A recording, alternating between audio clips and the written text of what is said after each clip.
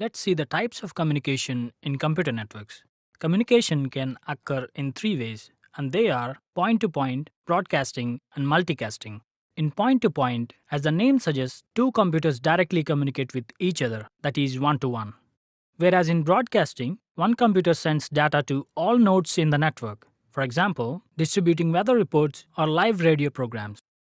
Broadcasting a message is wasteful because some of the receivers might not be interested in the message. Multicasting is nothing but sending messages to a well-defined group of nodes but not all the nodes. For example, streaming live video only to the subscribed viewers. Categories of networks. In general, there are two primary categories of networks: local area network and wide area network. Networks of a size in between are typically referred to as metropolitan area network. Local area network. Local area network, or LAN, is a private network of personal computers or consumer electronics that share a common communication medium such as cables or wireless connection. LANs are confined to a small geographic area such as single office or a building. LANs owned by companies are called enterprise networks. All computers in the LAN communicate through a hub or a switch. The most common type of wired LAN is the Ethernet. Here we can see a simple switched Ethernet. Each computer speaks the Ethernet protocol and connects to a box called a switch. Standard technologies used in the LAN are Ethernet and Wi-Fi.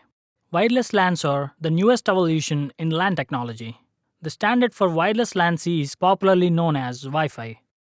Compared to wireless networks, wired LANs exceed them in all dimensions of performance. Many LANs use wireless technologies that are built into smartphones, tablet computers, and laptops with the help of hotspots.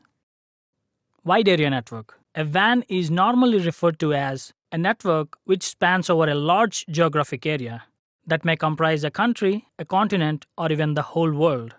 WAN provides long-distance transmission of data. For example, take three offices from three different cities which are located far away from each other. The three LANs can be connected using transmission lines and switching elements, that is routers, to have communication between all the computers. And this is called a WAN.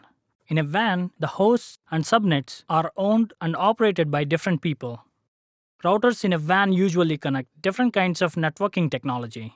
So the networks in these offices may be a switched Ethernet and the transmission lines can be SONET links. So a WAN may be referred to as an internetwork. WAN can be circuit switched or packet switched, and it can use fiber links or wireless technologies, for example, satellite communication.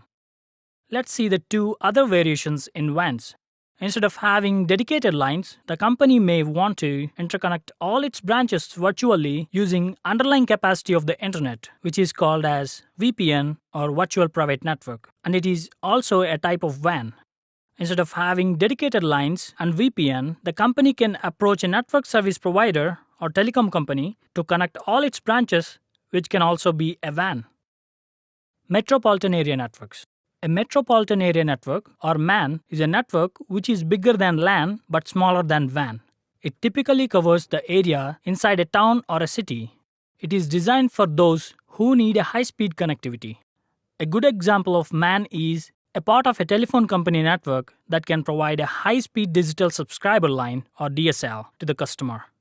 Recent developments in high-speed wireless internet have resulted in another type of MAN, which has been standardized as IEEE 802.16 and is popularly known as WiMAX.